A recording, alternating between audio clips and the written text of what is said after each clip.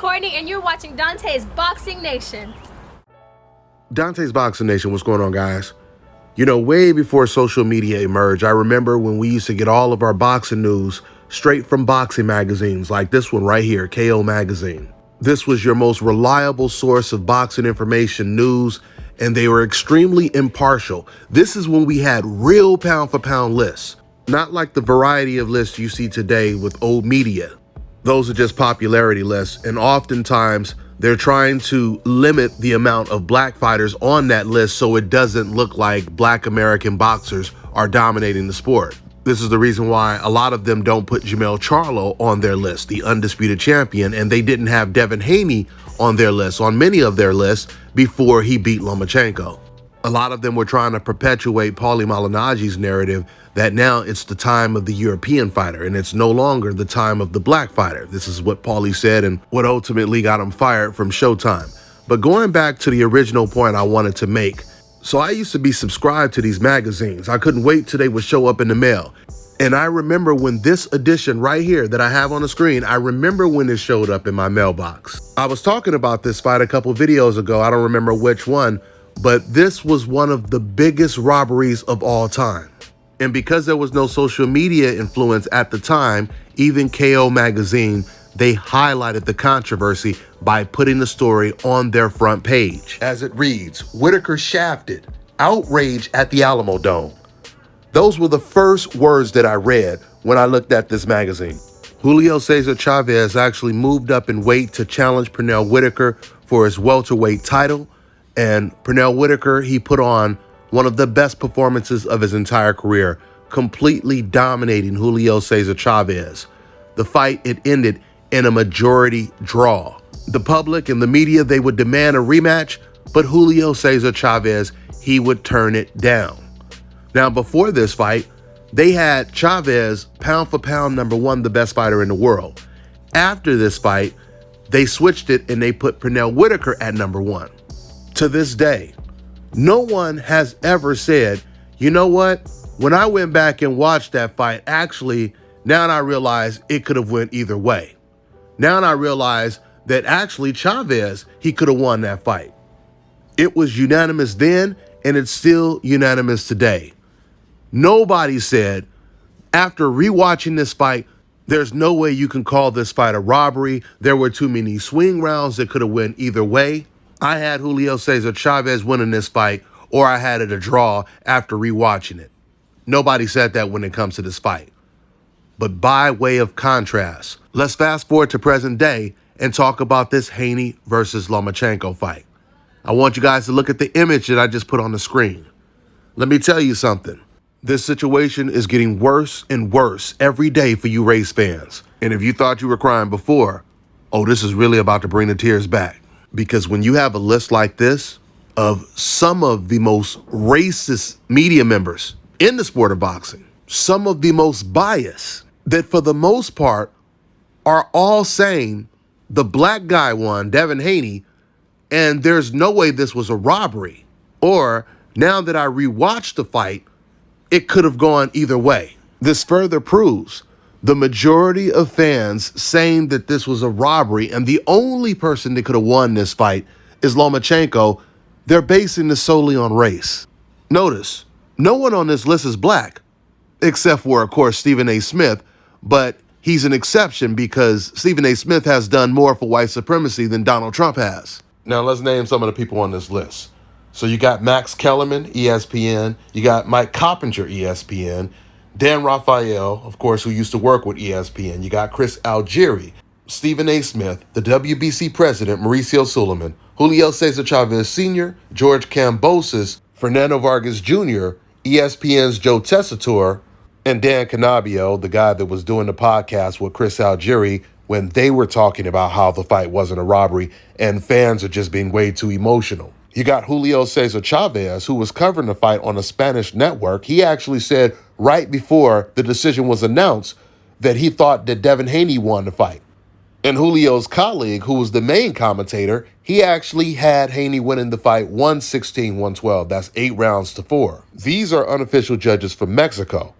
But see, I'm going to do a separate video talking about this, when it comes to people talking about the American judges. Yeah, I'm really going to shut down that new talking point with the American judges. But moving on, you got Fernando Vargas Jr., who originally said that this was a robbery.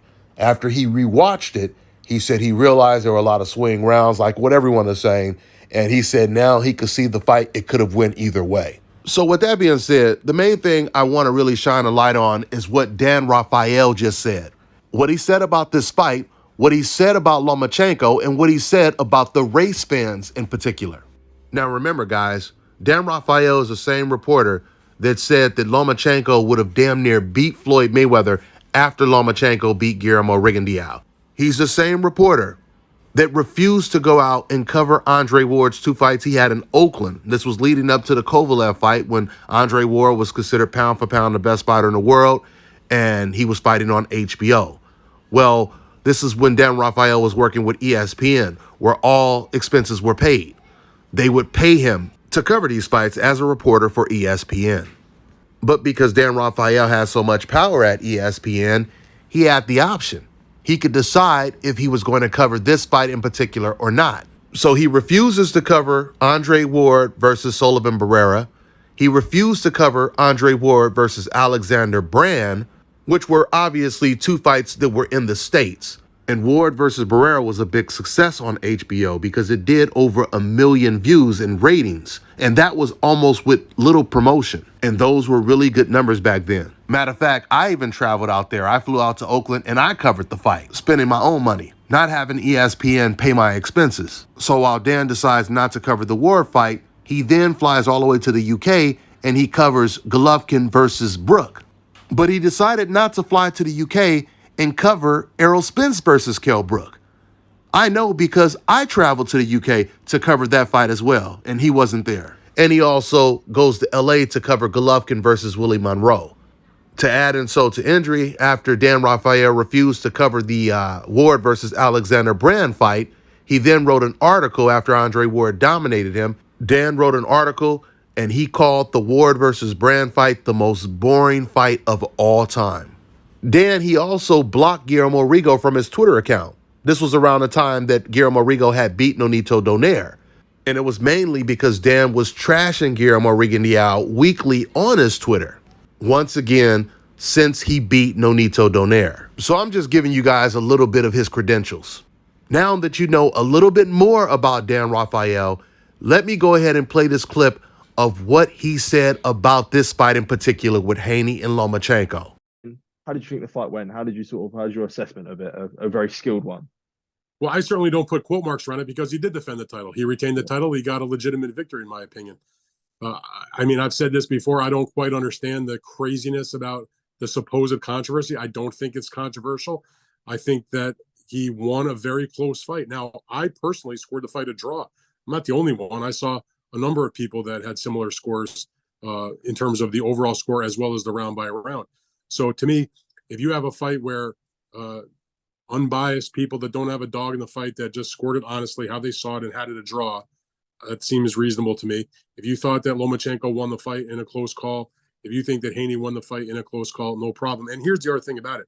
Because there were so many close rounds, Lewis, in that fight, that if you come up with 8-4 either way, it's not out of the realm either because there's so many close rounds. That means you kind of can go either way on those rounds. And you're not going to score, 5 rounds in a row, 10-10. You're going to make the tough decision to give it to one guy or the other. And if you're seeing, if there's something that one particular fighter is doing that appeals to your senses of how you score a fight, you may give those rounds to the one guy and come up with an 8-4 card. Doesn't mean it's not a close fight. Listen, guys, this is exactly what I have been saying about this fight. Notice, all the videos I've made, you guys have never heard me say, Devin Haney, he won this fight easy, and there's no way Lomachenko could have won the fight. There's no way this fight could have been a draw. You've never heard me say that before. I've always said to you guys that this was a very close fight. Only the race fans are saying that this was a robbery, and the only person that should have won this fight is Lomachenko, or it could have been a draw, which makes no sense at all. Because if you're going to say it could have been a draw, then you're admitting it could have gone either way, which is the reason why they can't admit that it could go either way. They're forced to say it was a robbery because if they admit it could go either way, then they have to admit the decision was justified. You know, I seen someone post in my comment section, he said, sorry, but Lomachenko won the fight. So I responded to him and I said, why are you saying sorry to us? You should be saying sorry to Lomachenko because he's the one that has another loss on his record. He's the one that's crying. You know, even outside of boxing, when someone suffers a loss in their family, they suffer any kind of loss. What's the first thing you say to them? You say sorry for your loss, right? Why would you be saying sorry to the guy who's still undefeated, who's still the undisputed champion, and is still celebrating his biggest win of his career, and has people like the ones you're looking at on this list validating the win? Now I want you to listen to what Dan Rafael said about Lomachenko. Check this out. But I thought it was a terrific fight. High skill, good entertainment value, great crowd. I reported on the pay-per-view numbers in the United States did about what a lot of people predicted, maybe even a little bit better. And so I thought it was a good event. And I think that in the end, Lomachenko and his whole team, they're just a bunch of sore losers.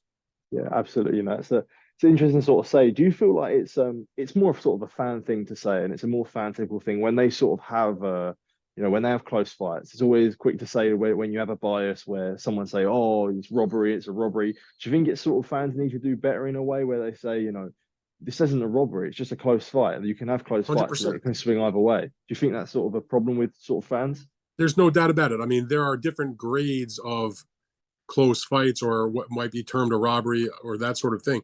But I think even if you thought that Lomachenko was the winner, let's say you strongly believe he won that fight, it should be 7-5 Lomachenko. Yeah.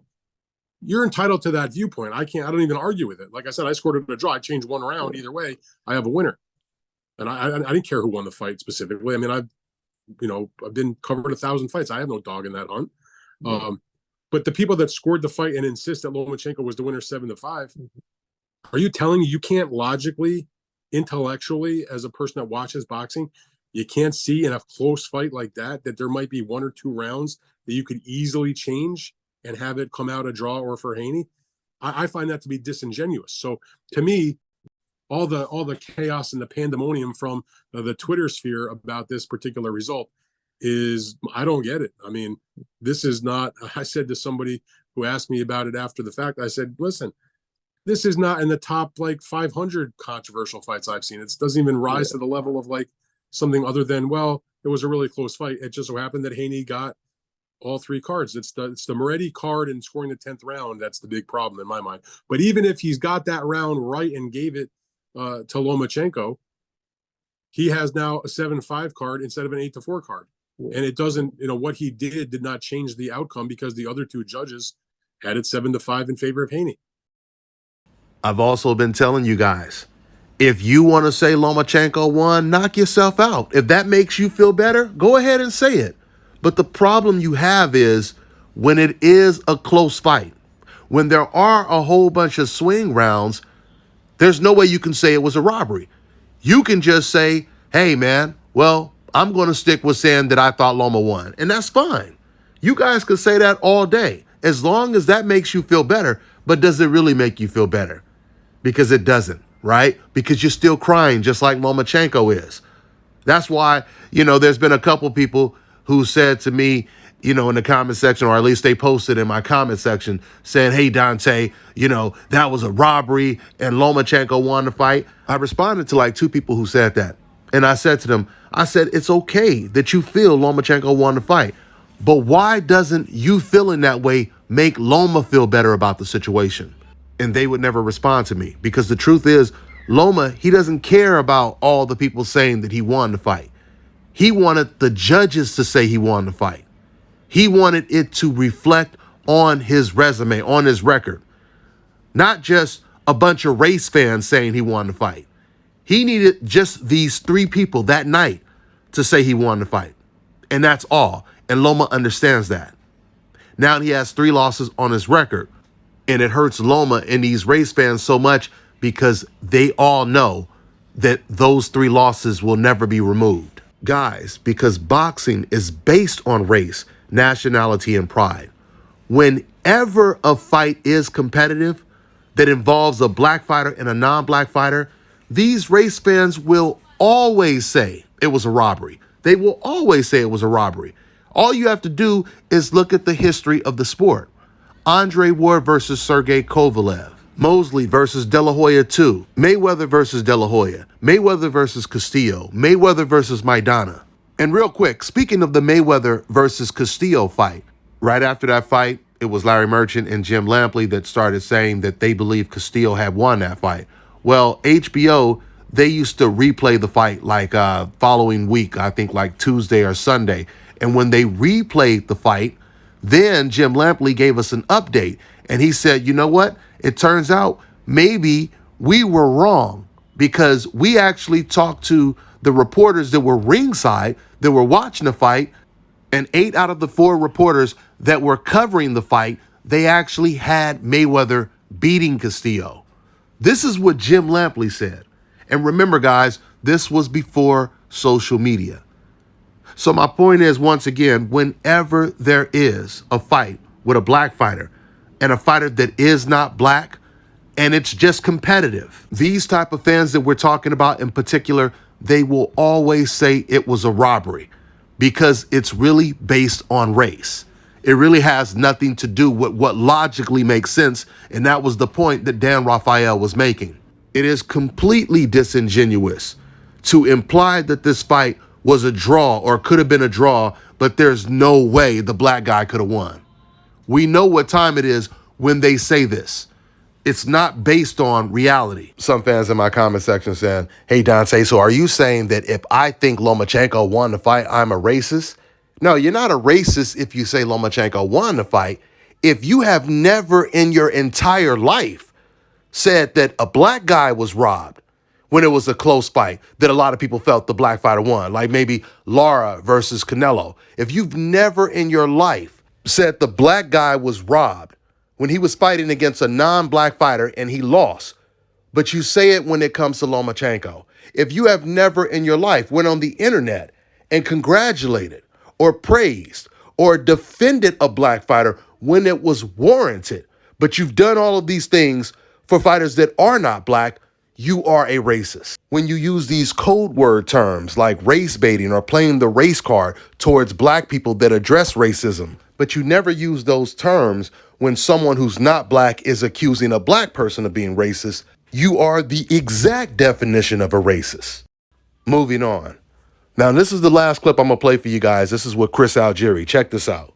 And in terms of the decision, I scored it a draw, but I was literally calling the fight while I score it, which means pretty much nothing because scoring a Really fight hard. and calling it at the same time is impossible.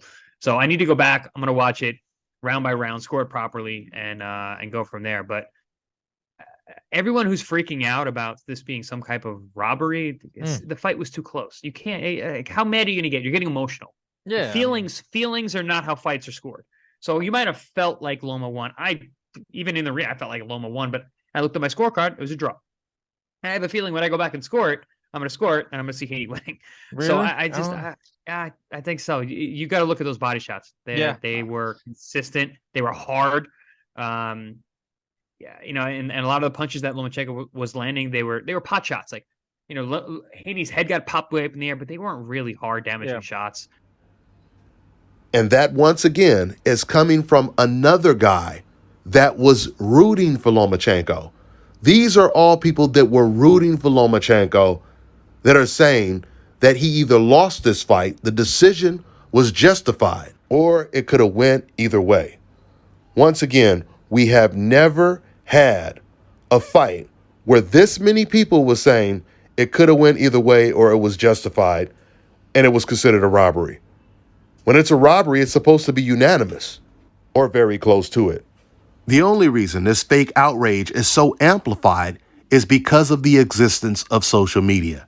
That's all I got for now, guys. I'm on to the next one. All right, now check this out, guys. If you're looking to repair eczema scars, burns and bruises, dark spots and blemishes, fever blisters, diabetic ulcers, this right here is the perfect product for you guys. It's called LO Key Face and Body Oil. Athletes and top-ranking boxers, they're also using it after training to reduce swelling, inflammation, and to ease the pain. So get yours today. Go to LODkey.com, like them on Facebook, and follow them on Instagram. Let me tell you guys about Issa Israel Law Firm. It is a full-service legal practice based in Denver, Colorado, an emerging hub for combat sports and high-altitude training. If you're a fighter inside or outside of the ring and you need a law firm you can trust to fight for you, visit thefighterfirm.com or email help@iilawfirm.com. Legal representation is usually limited to plaintiffs or defendants in Colorado, but iFirm can help anyone in the world with trademarking their business name, logos, and U.S. immigration issues. This brother has been my attorney for a while and helped guide me through all kinds of business and civil issues, so make sure you guys go to thefighterfirm.com.